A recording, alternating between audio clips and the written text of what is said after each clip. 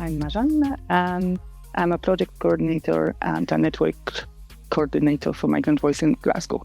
Putting ourselves in the picture is a project that aims to map, document, and ensure that migrant heritage is recognized as Scottish heritage as well.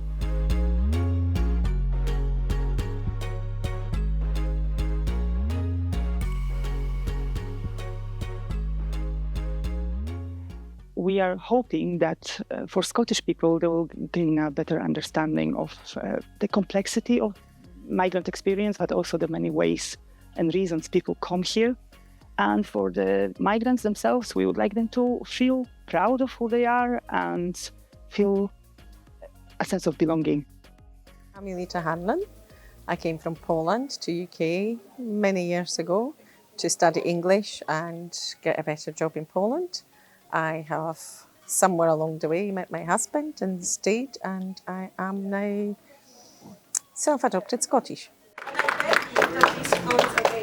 I have managed to participate in a writing workshop, in a photography workshop, and producing things for zines, whether that was text or whether it was posters, doing a lot of research along the way. So that was absolutely wonderful to find out how much immigrants have actually contributed to anywhere, including this country. Mini Cooper, immigrants. Fish and chips, immigrants. Absolutely fantastic story. It just shows how any organisation and any project can have a lasting impact on people's lives. I think Migrant Voice is very difficult to define in one sentence, but if I was to say what it is, what it means to me, then it's probably that life-changing opportunity of being able to find my own folk, to connect with people, and I think it does it to everybody.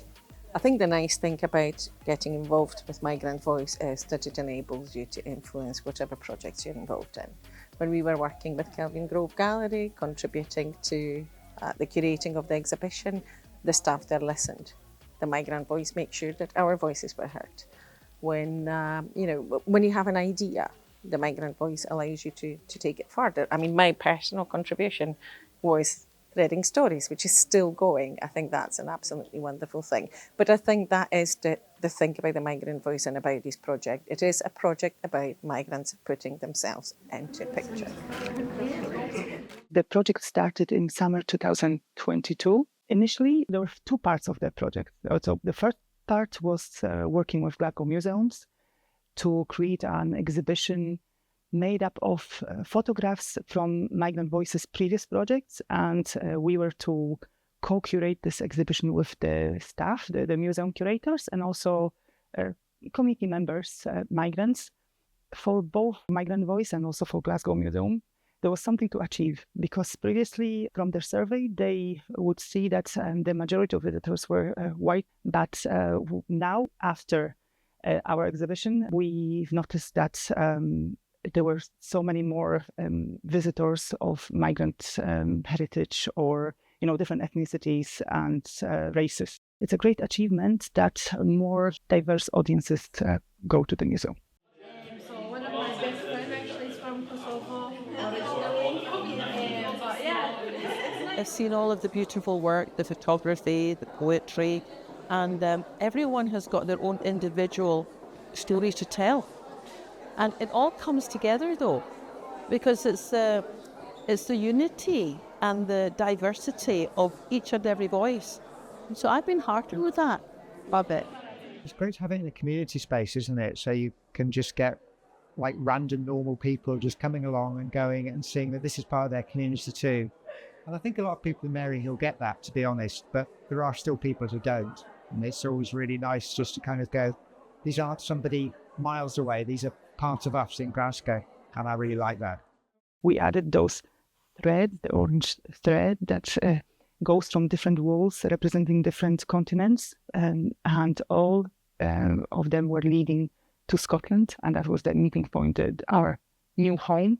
Initially, there was a talk about photography only, but in my role as a coordinator, I was tasked with ensuring that a lot of people had input into the decisions about the project, and I was to ask them what they wanted to portray and show to Scottish people and how they wanted to do it, and also what skills they would need to make it happen. Our steering group for the project wasn't made up of just one close group, but I made those groups, I called them vision groups, because it was exactly, creating a common vision for the project. It just organically happened that a lot of ideas came from a wide range of people from different backgrounds, and it was to do with who to portray and what, and also about the formats, what shape it should take, and also the places where we would exhibit, because we wanted to expose as many people as possible to our art, not only the people who go to galleries. Across all the exhibitions, I've heard that from the migrants that they were so grateful and happy to be portrayed and to be able to see themselves in the exhibition. And from the Scottish people, we've said that they appreciated the fact that they were able to learn about the real people who live here and now and are part of the society here.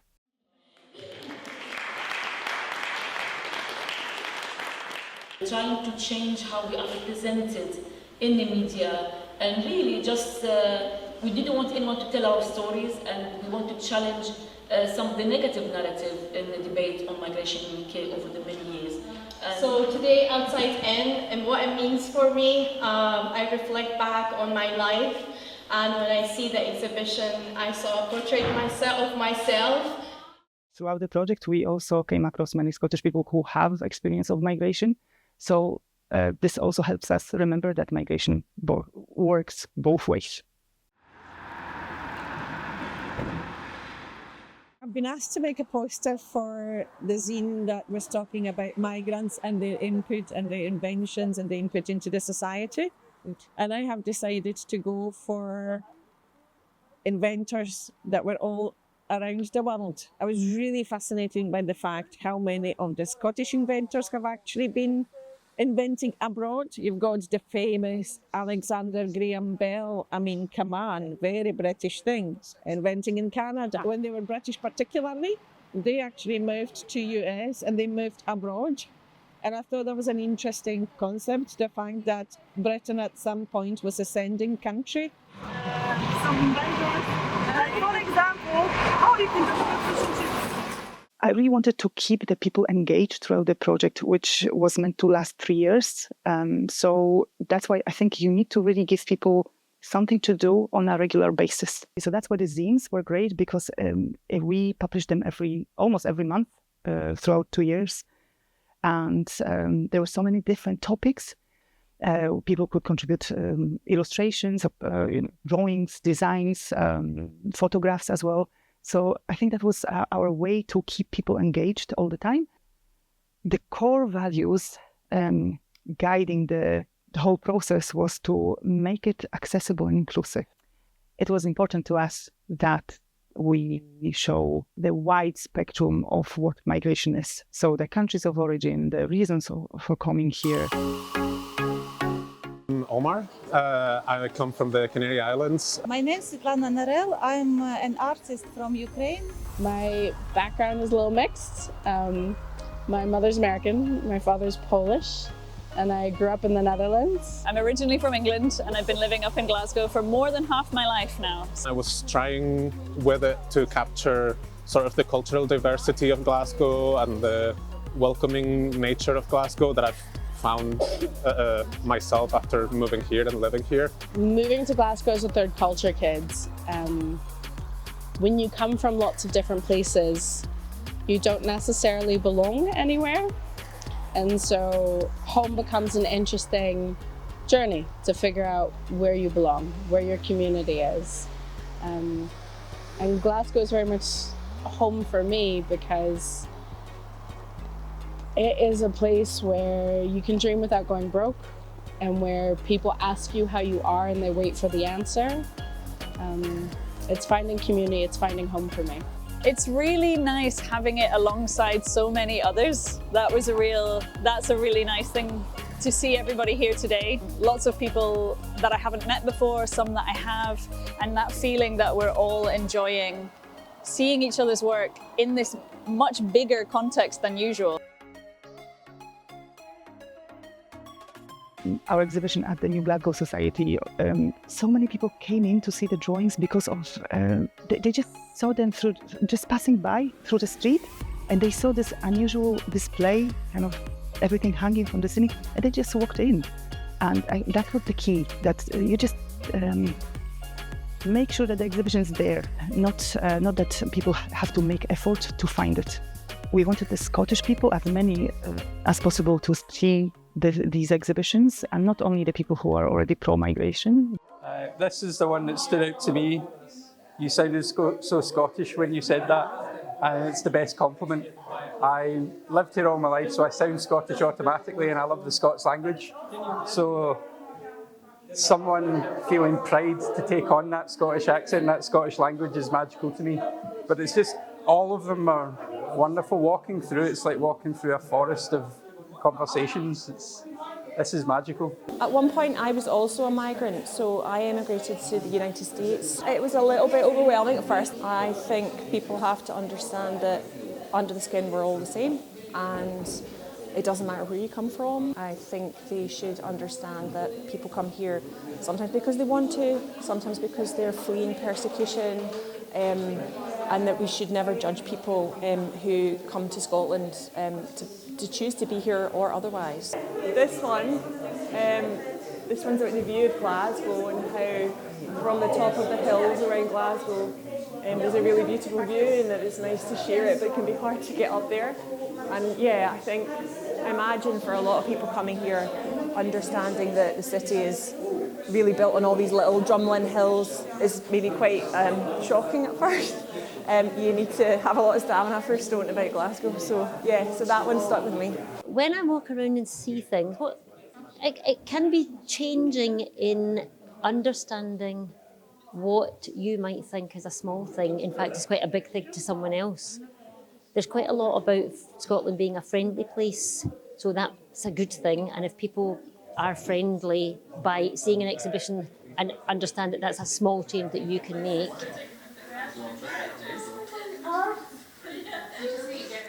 We wanted the format to enhance the meaning and support the meaning. So, for example, also with the drawings, they could have been just in the walls, but because Rosie, who was the designer and with the project, she mentioned that it was so overwhelming, the sheer amount of them. And I was just looking and was completely overwhelmed. I was trying to find some kind of theme or categories, and then I realized the answer was there. Just, we should show them all.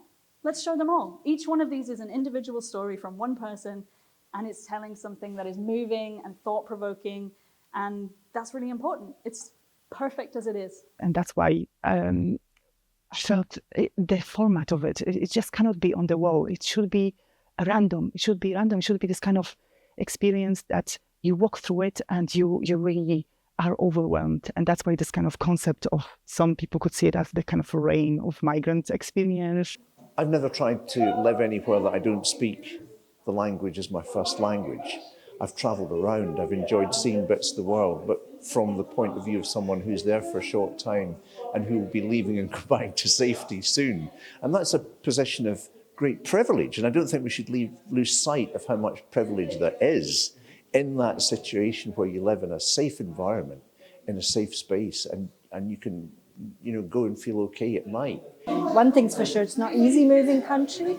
Even though our culture was fairly similar, there was still a lot that was very different and lots of things I had to get used to. So it wasn't easy. Possibly the hardest thing was not wanting to be recognised as a white South African, because a lot of people had very negative attitudes. I will show you how many people we actually took part.